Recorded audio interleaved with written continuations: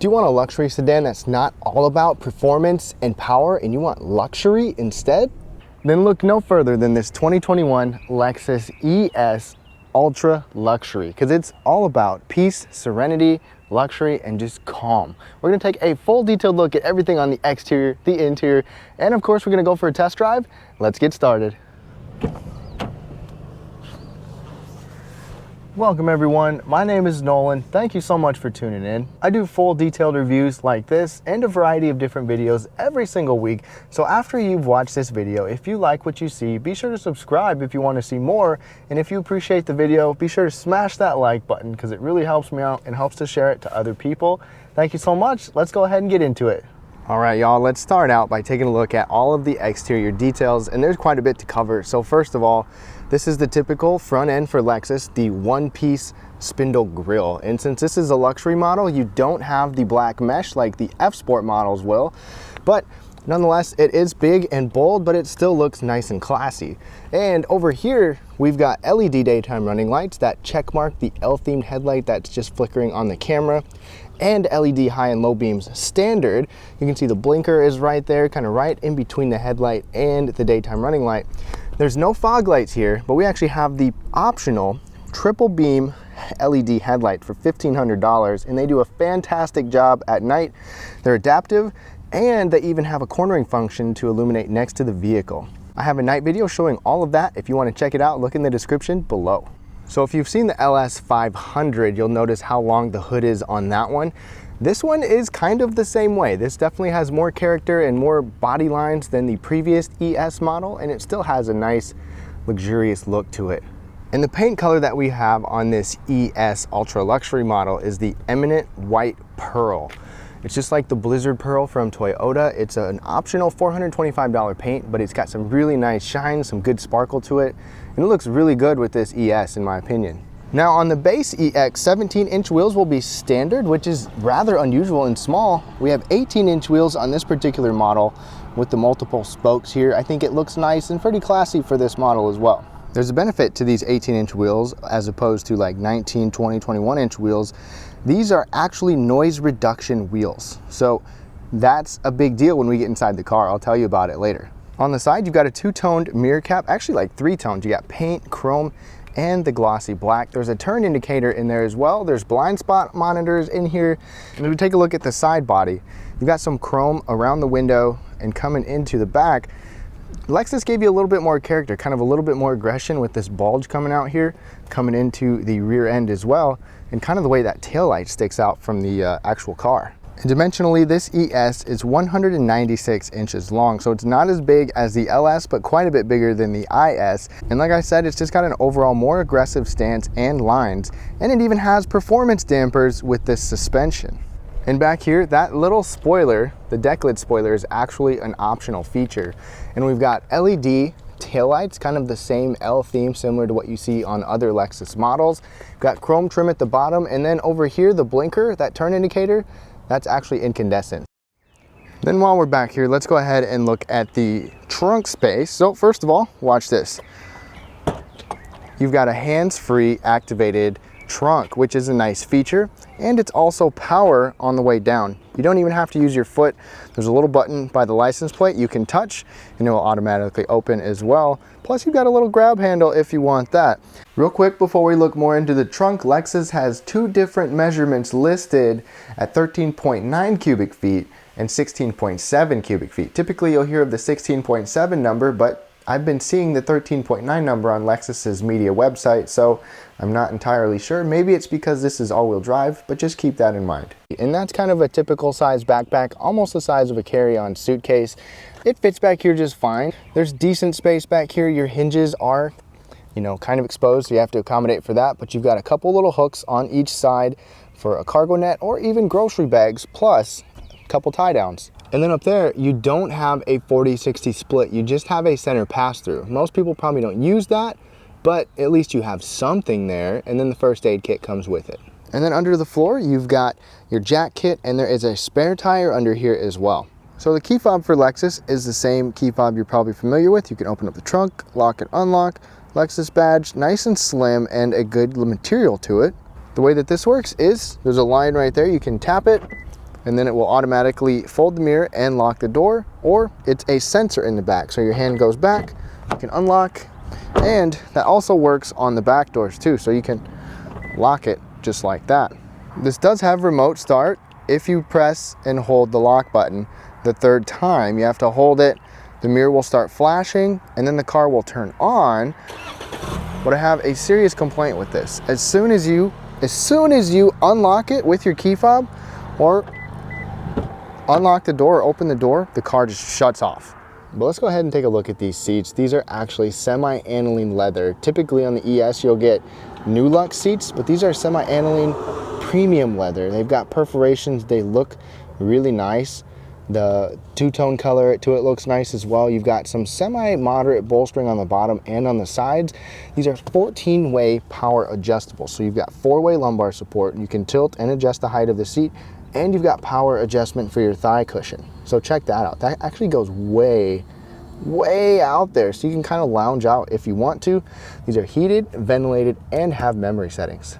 And getting into the front seats of the ES, it's a little bit easier than some sedans. So if you have mobility issues, it's not quite as low as some. And since we have memory settings, start it up, and you've got the entry exit system where the steering wheel and the seat can move if you want it to. You can turn those off or on, so it's easier to get in and out.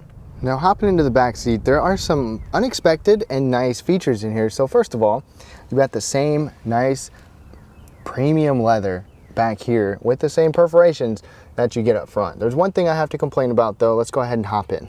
My only complaint is the fact that these perforations are completely pointless. They're just a good area for crumbs and stuff to get in because they're not actually ventilated. But sitting behind myself at 5'9", I've got pretty good knee space. That passenger seat is in kind of a normal position as well. And I just really have nothing to complain about with this. This is pretty comfortable back here. Right over here, we've got air conditioning vents, a 12-volt power outlet, and 2 fast charging USB ports. There is a hump in the middle, so middle passengers might be a little bit uncomfortable, but both driver and passenger get seat back pockets as well. There's a center folding armrest right here, and a couple of cup holders. So this is padded, got padding, and you've got a pretty good sized cup holder right there. And check it out, here's a little center pass-through to the back. Another nice thing is this rear sunshade. So if you've got car seats or even just people back here, you can power operate that by the front seat. So that's a really nice feature. Back here, you also still get really nice soft material. So you've got soft on the door, soft on here, nice grab handle, the same Mark Levinson speaker system back here. So nice materials in the back seat. And check this out. On our ultra luxury, we get this sunshade. This is something you usually just see in SUVs, but check it out. You even have one for this little area over here. That is detail thinking right there. This is fantastic for any backseat passengers. And I can sit back here and sit up tall. So headroom is good. Like I said, I'm 5'9". My only other complaint, like I said, the perforations are pointless because there's no ventilation. But even in our ultra luxury model, we don't have heated seats either. So that's a bummer. The back seat in a luxury car like this should at least be heated. Now let's go ahead and start it up. We've got push button start, foot on the brake, press the button. And you got a nice little startup. The steering wheel goes to its position, and this is heated. It's got some leather wrapping, and this is the first Lexus steering wheel that I can remember where this top part is actually heated. Most time it's just like this section right here, but it's heated on this top leather portion too, so you've got heating all around. Over on the door, there's attention to detail. You've got stitching up here, you've got nice materials here, and there's just soft material pretty much everywhere for your arm. Door handle is good grab. You've got one touch automatic windows, even a nice grab handle, and the Mark Levinson speaker grill, and a little storage bin. It's not an ideal bottle holder bin or anything like that. You could probably fit the small plastic bottles. More attention to detail is with the trim pieces over here. So you can see trim there, different trim up there. There's contrast stitching on the instrument panel coming all the way up and across, and you pretty much got nice materials all around in here. You've got buttons on the steering wheel, and even the buttons on the steering wheel have this nice little texture to them if it'll focus in. It's not the same kind of, cheap feeling plastic like in Toyota. They definitely differentiated themselves with the material quality in here. You've got paddle shifters back here that are metal paddle shifters as well. On that windshield wiper stock, there's rain sensing windshield wipers too. And then right in front of us, this is our digital display. It's really nothing extravagant, only a small part of it changes. Like if we look over on the side here, you can use your steering wheel. That is the part of the steering wheel that, or the display that actually changes. But there's a lot that you can see and you can customize different things on there. This looks very similar to older Lexus products with what you can see here. And then kind of like the LC, you've got the traction control and your sport, normal, and eco mode dial right there. So we'll go through the drive modes in the test drive. And then of course, Lexus gives you their signature clock. And then we have the upgraded screen here. Unlike the new IS, this is not a touchscreen. An 8-inch screen is standard, but we have the 12.3-inch screen with navigation and the Mark Levinson sound system. You exclusively use a touchpad to control everything. It does have Apple CarPlay and Android Auto. It is not wireless though, it has to be wired, but at least it takes up the entire screen, which is nice. We've got a large screen with that. You've got shortcuts at the bottom that you can quickly and easily go to different things. And there's even a double screen, just like, I mean, this is just like older Lexuses too, where you can have different information over here as well. So it's a useful screen. There's a lot that you can do, but it's definitely not perfect because this touchpad is a little bit annoying to use at times and certainly takes getting used to. At least you do have controls. So you've got a volume knob, and then this ring is a tuning knob. So I love the integration with that. And you have shortcuts with nice metal buttons too. These actually look and feel nice. And same with the climate control. I'm glad it's not just touchscreen. You actually have buttons and knobs, and it just works great for you and your passenger. Now right in front of us, there is a head-up display, but for whatever reason, when I'm sitting where I normally sit, it just looks off. It just doesn't seem to look right, but you do get a head-up display on here. Another thing with this screen is the panoramic monitor. So check that out. You've got a top-down view over there, a backup camera with dynamic lines, and then you can even just do a surround vision camera. So let me go into park, hit the camera button next to the steering wheel, and you've got a bird's eye view, just like that. You can turn it off and on if you want. You can have it even automatically come on at low speeds. And like I said, this has the upgraded Mark Levinson sound system, which is 17 speakers, and it sounds fantastic in here. I've got a second channel where I've been taking point of view drives with binaural audio, and I took a recording of the music, so go ahead and plug your headphones in and let's listen to that.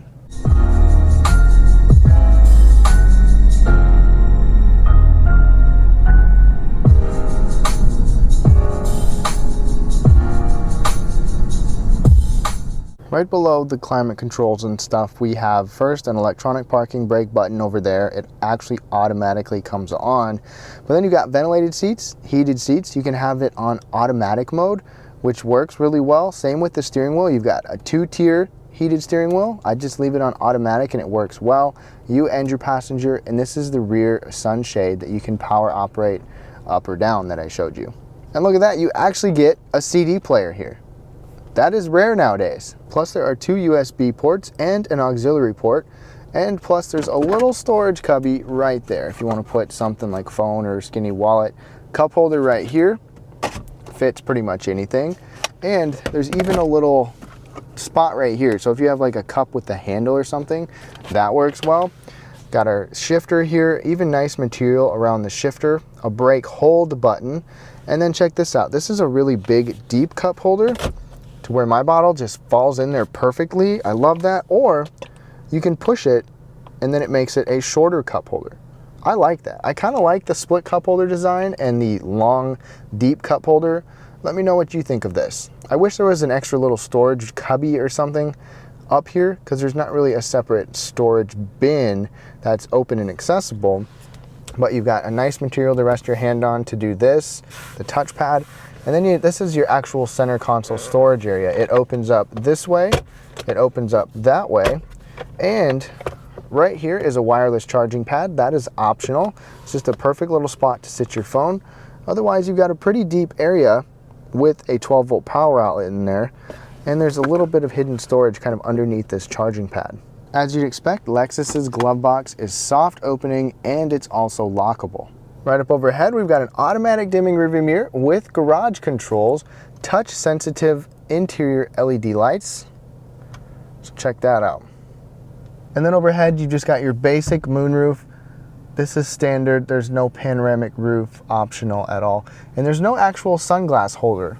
You know, that's just kind of a unique thing to be missing. One extra little storage cubby, I guess you could consider, is this tiny little one to the left of the steering wheel.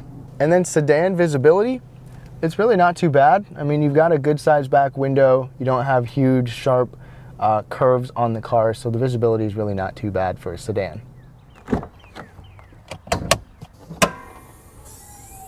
Now, under the hood of this 2021 Lexus ES, there's 3 different options. You can get a 4-cylinder, a V6, or a hybrid option. There's definitely one big downfall because this car has all-wheel drive, so we're stuck with the 2.5-liter 4-cylinder engine, which is direct and port injected, which is fantastic, and it puts out 203 horsepower and 184 pound-feet of torque. Now, I'm not going to complain the fact that this is direct and port injected, which is fantastic, probably a long-lasting, reliable engine.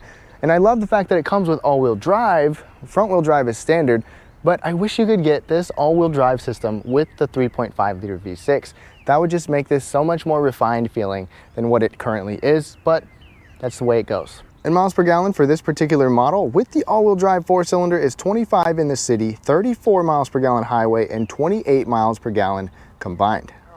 Now, as we get started driving the ES, first of all, I'm going to give you my first impressions here, and then I'll put the camera on my head and you can get a point of view test drive. But the biggest thing is, once you get in this car, you close the doors, you turn it on, it's just quiet. I mean, obviously you can hear a little bit of the car, but the outside noise is just completely gone when you shut the door in here. And I haven't taken my decibel ratings yet. I'll talk about the road noise in a little bit. I'm in neutral, whoops. But it's a quiet car. And my biggest first impression driving it, aside from just the quietness, is the ride comfort. This car is so smooth over so many road surfaces. Big bumps, little bumps. It's really nice. It's actually really refreshing because it seems like so many of today's luxury cars are starting to become more performance oriented or power oriented, and that's not what this is. You can get the F Sport model to look a little bit fancier and to kind of have big bolstered seats and stuff, but this ultra luxury is just comfortable and quiet, and that's exactly what a luxury sedan should be. But let's go ahead and throw the camera on and get going. Okay, y'all. Now we are behind the wheel with the point of view, so you can kind of get a sense of what it's like to actually be the one behind the wheel driving this. And like I said, serenity, peace, quietness is what you feel behind the wheel. That's the first impression, and I think that's a good impression for a luxury car. Now we have 4-cylinder all-wheel drive, pedal down.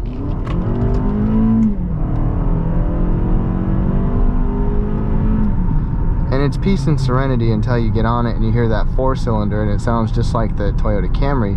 But nobody's gonna drive this car like that. That's not why you get this. It's nice that you can get all-wheel drive. I love that you can get all-wheel drive, but I wish you could get the V6 with it. But that's not what this is about. The ride comfort is so good, and the steering feel is good enough. This car is just well balanced as a comfortable cruiser.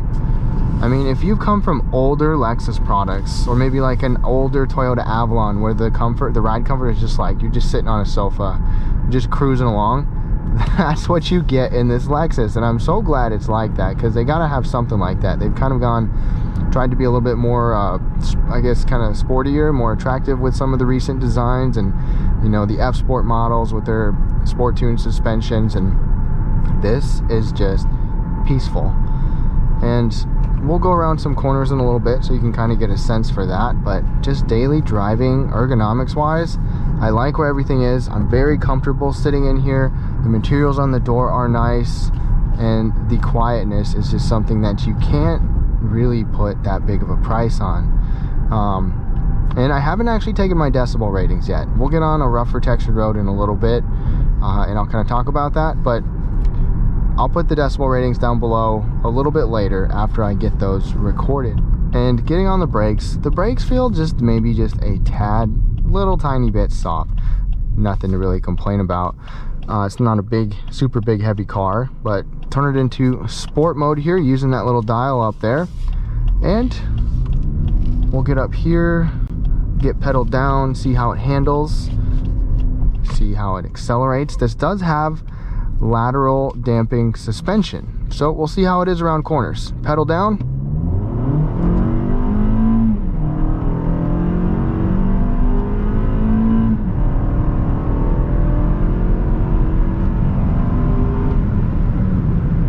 And for a $50-something thousand luxury car, this is pretty darn slow, and it's not even a hybrid. But you know, it'd be nice if they offered a little more with that. But this just feels good. This is not super sporty. This is not like the Lexus ES, super tight handling. But that did just fine.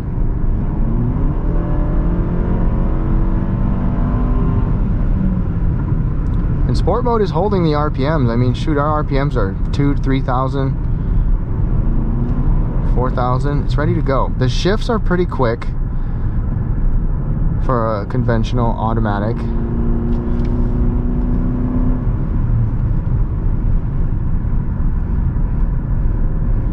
There we go. And it handles just fine. Most of you will be perfectly happy with how this handles. Now, I just put it in radar cruise control mode. We have lane centering, we have radar adaptive cruise control, blind spot indicators, all the bells and whistles and stuff on here, and it all works really good with that. The Lexus safety system is standard. This is just the 2.0 version, not the 2.5, but this still does a nice job overall. The 2.5 is advanced though, so you'll have to move to a different vehicle if you want that one. But I mean, it'll keep you in your lane, keeps good distance between the car in front of you, can be kind of a stress reliever on some long trips. One little thing I gotta make note of is the transmission. This is an 8-speed automatic. Toyota and Lexus, Toyota specifically from what I've heard, with the RAV4, Highlander, and Camry have had a little bit of problems with consistency and smooth shifting. I have noticed that in here, and I noticed it in the Toyota Highlander that had the 3.5 V6. I recently drove a Camry with the 8-speed all-wheel drive 2.5 like this and didn't really seem to have any problems. But there has been some jerkiness at times with this model. Nothing bad, but something to note. Now, before we close out, I want to get on a rougher textured road, a road that brings a lot of road noise into some cars. Because right away, you might be able to tell this is quiet. And I'll put the decibel ratings down below, but this is quiet at high speeds. It's quiet on rough surfaces like this. I don't think that this is the quietest car I've ever driven, but I'm definitely happy to know that this is still quiet. They made efforts. The wheels are noise reduction wheels, so that's a big deal. We have acoustic glass right here. That's double laminated glass on the side. And I'm sure they have some sound suppression overall in here. But let's go ahead and wrap things up on this Lexus ES. Now, to wrap things up on this 2021 Lexus ES Ultra Luxury, this is all about luxury. I mean, being quiet, being calm. It doesn't have nearly as much power as it should, considering that you can only get all-wheel drive with this 4-cylinder. That's a bummer. But on the inside, there's nice materials. It's a very quiet cabin. It's a really comfortable ride, and there's just a lot to like about it for just your kind of general luxury sedan. Thank you all so much for watching. Let me know what you think of this Lexus ES. Be sure to look in the description for other videos. If you like this video, go ahead and smash that like button. It really helps me out. And if you want to see more like this, subscribe down below. Have a great day.